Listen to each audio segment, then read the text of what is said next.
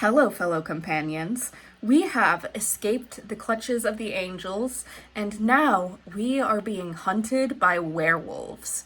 Welcome to my vlog for leg 2 of the amazing Readathon. So we have finished up the first leg of the amazing Readathon, and I've entered leg 2, which means that we have different prompts, and I need to choose new books for these prompts. So I have already taken a look at this leg's prompts and have got some preliminary ideas of what I'm going to want to read for them.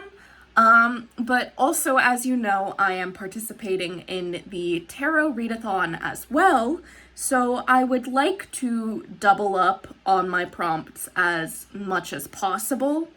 And some of these books I already have tarot prompts for, so I will begin by sharing those with you before I get into some new tarot pulls to see what secondary prompt I will also be attempting to fulfill.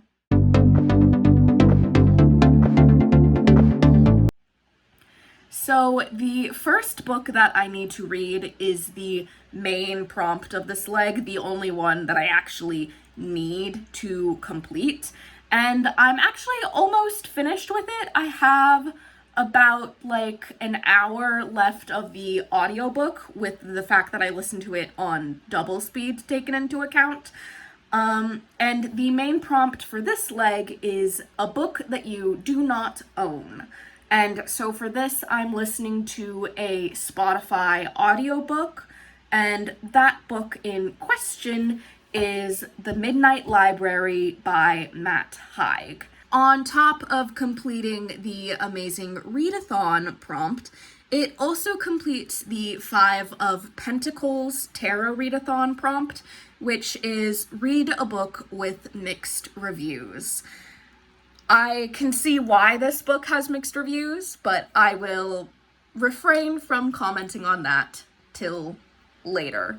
Before the first leg of the Readathon had ended, I had already started reading 172 Hours on the Moon by Johan Harstad for one of the sightseeing prompts, and luckily for me, this book still fits one of the sightseeing prompts for leg 2, and that is the prompt for third-person POV. It also fits the tarot prompt of Four of Cups, which is to read a book which has been on my shelf/TBR for a very long time, and this book has been on my shelf since middle school.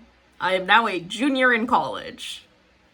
So, yes, very long time indeed. The next amazing Readathon prompt is an author using a pen name, and most authors in this genre do use a pen name, and I know for a fact that this one is a pen name. I Googled the translation earlier, I can't remember what it is off the top of my head right now.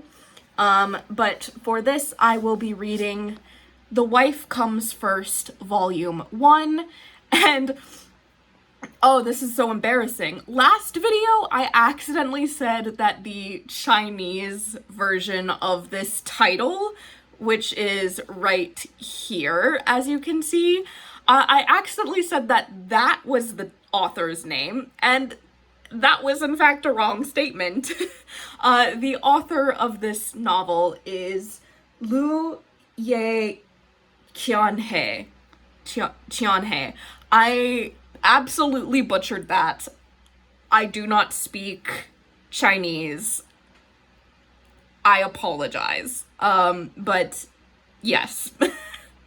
And the last book that I have that already fits 2 prompts is for the amazing Readathon prompt, an animal on the cover, and the Tarot Readathon 9 of Wands, read a book with survival elements.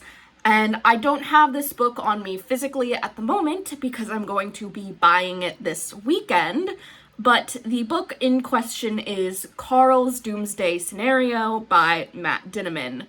I really want to squeeze this book in. I think once I finish listening to the Midnight Library and finish 172 Hours, that might be my next read, because I just found out today that Matt Dinniman is coming to my local library. And I'm so excited for that. I'm gonna try and make it to the event, and maybe I can get him to sign my copy of Dungeon Crawler Carl and Carl's Doomsday Scenario. We'll see if I buy any of the rest of the series while I'm shopping, but at least those two. But now that we have addressed the prompts that I already have covered, let us begin pulling new tarot prompts in order to choose my reads.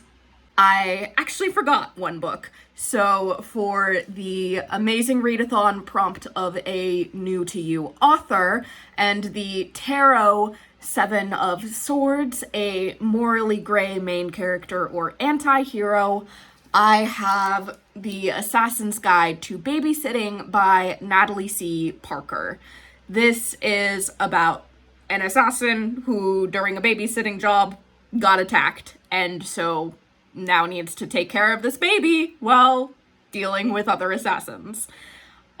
This is a new to me author, and I'm assuming because she is an assassin that the main character will be morally gray or an anti-hero of some kind, but if I have to make a judgment call that actually it doesn't fit this tarot card prompt, I will make that call and will simply switch gears for that prompt, but still fulfill the amazing readathon prompt. Now we can go pull some new tarot cards. All right, so there are 4 amazing readathon prompts that do not yet have a book that also has a tarot prompt assigned to it. So we will be doing 4 pulls today.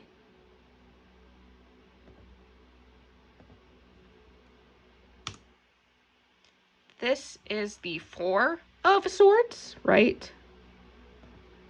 5 of Swords, which I actually already have a book for. Yeah, it's The Wife Comes First. So, new card. The Fool, I have also already completed that prompt.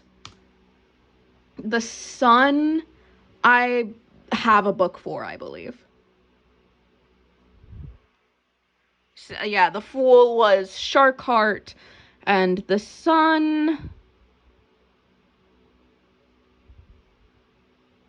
is going to be Go Luck Yourself, which is for one of the main amazing readathon prompts that hasn't come up yet. The King of Swords, I think that also got filled. No, it has not. Read a book with scientific elements. Okay. Read a book with scientific elements. Give me a minute. Okay. So this is going to be fitting the amazing readathon prompt of a book with an odd number of pages, and I'm going to be reading Operation Bounce House by Matt Dinniman, which I just got today as a loan from Libby on my Kindle. 445 pages, which is an odd number. Next card, the Emperor. The Emperor. Read a book with high stakes. Okay, I just bought this book in preparation. One of the amazing readathon prompts is a royal word in the title, and I was going to be reading Assassin X Demon King, which I got a copy of on my Kindle as well. And the main thing with this is that the assassin has been like poisoned and is going to die if the Demon King does not help him. So that is high stakes. My next prompt is the Ace of Wands.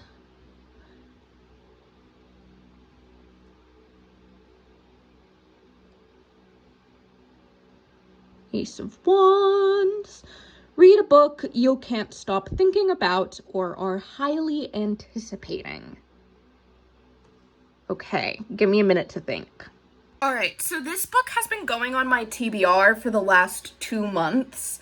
It didn't go on this month's TBR because I did tarot pulls for it and it didn't fit any of the prompts. But the April-May TBRs is what it went on, but I just never got around to it. And that is The Lies of Loch Lamora by Scott Lynch.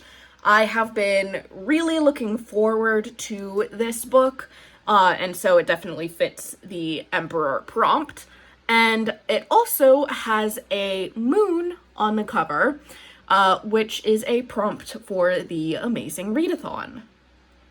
All right, the last prompt for the Amazing Readathon that I am trying to fill is a title with the word "and" in it. So let's see what we're trying to match it with. The Ace of Swords. A thought-provoking book. Okay.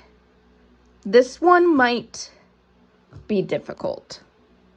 Okay, so I do not have any books that fit both of these prompts. So what I'm going to do is I'm going to take out a book that matches the Ace of Swords prompt and put it to the side for future consideration for the upcoming legs.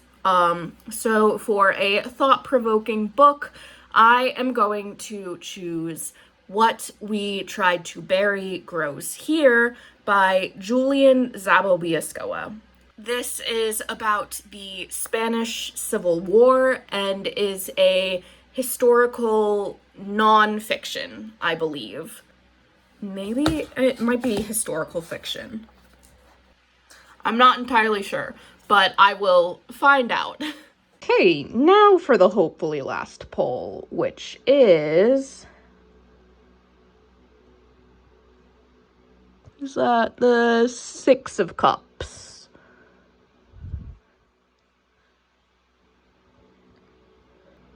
Read a childhood favorite or a book that feels nostalgic to you. Okay, so once again, nothing that fits both prompts. So again, set aside for future consideration. But I was already wanting to read this summer because I want to do a series binge, because I read the first 1.5 books of this series in middle school. I loved it. I just put it down and then never got back to it. Because I stopped reading for a couple of years, and then when I got back into it, there were like more my age books that I wanted to read. But this is in the same vein as like Percy Jackson, where like, yes, you get older, but you can still enjoy these books even though they're geared towards younger audiences. And that is Artemis Fowl by Ian Colfer. This is about a young boy who kidnaps a fairy because he wants to manipulate them and get something. I can't remember what exactly he wanted to get from the fairies. I think just like gold. But yes. So not for this video, but for hopefully a future video. So we don't have to do the scroll thing. Let's return all cards and then shuffle. That is the 9 of Cups. This one might be filled already.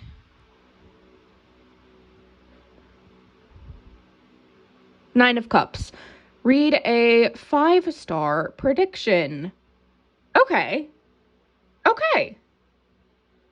All right, third time's the charm. So, for the amazing readathon prompt of a book with "and" in the title, and the tarot prompt, 9 of Cups, a 5-star prediction, I am going to be reading Of Jade and Dragons. I am a sucker for retellings, and this is a Mulan retelling. That all of my books for this prompt have been chosen, I am going to finish listening to the Midnight Library and get back to you guys on it with my thoughts, either a little bit later tonight or maybe tomorrow morning if I get tired.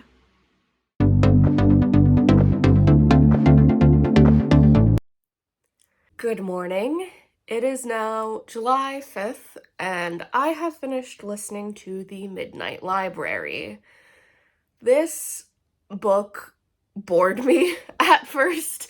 I did consider DNFing, but it did pick up at the, second half, so I continued to listen to it because I wanted to complete it.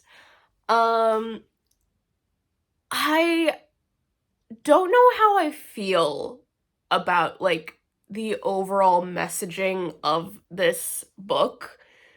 I don't know how I feel about the fact that Nora had to, physically live so many lives in order to decide that she wanted to work on herself. Just something about the execution irked me a bit, and I can't quite pinpoint why it irked me, which, makes it harder to review. Yeah, I don't, there were times before when she was like, I want to go home.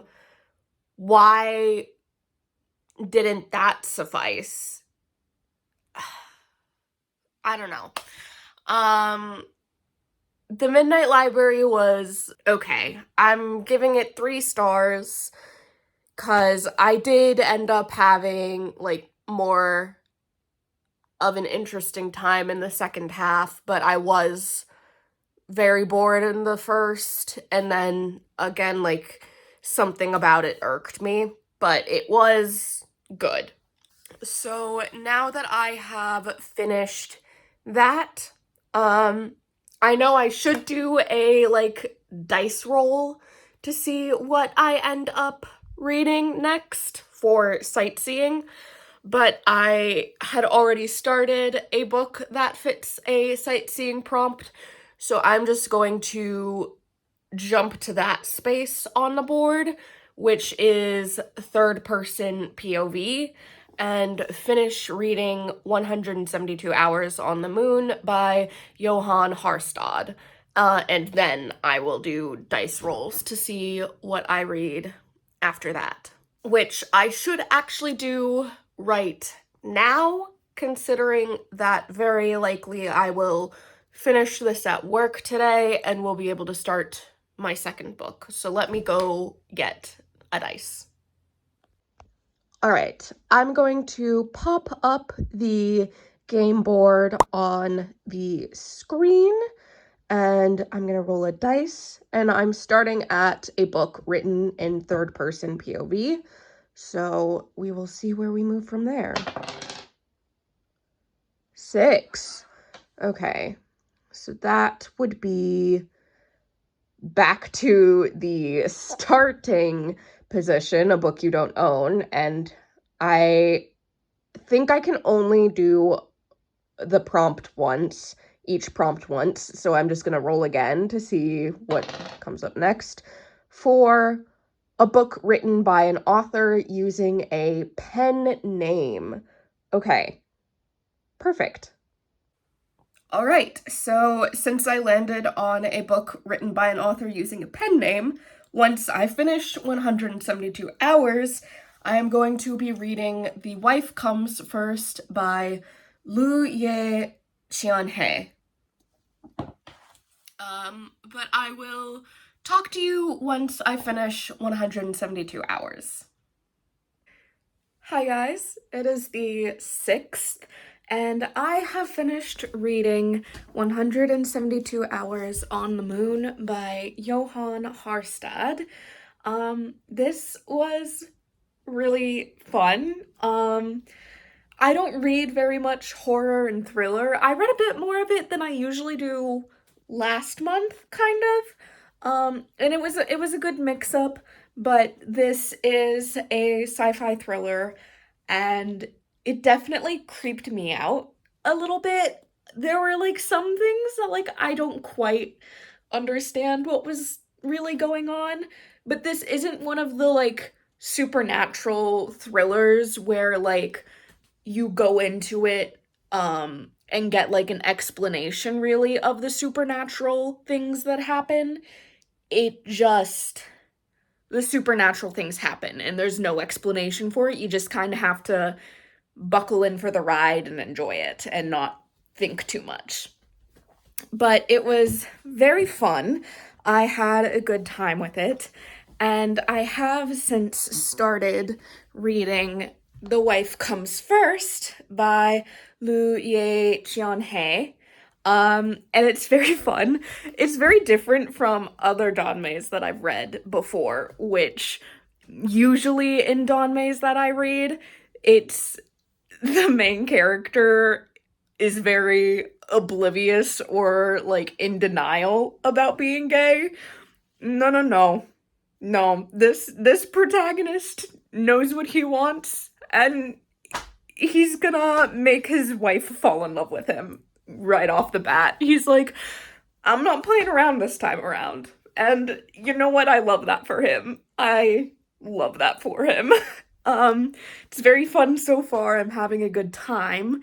And then I was going to film the trip, but I got there and I promptly forgot that I was planning to film it. But I did go to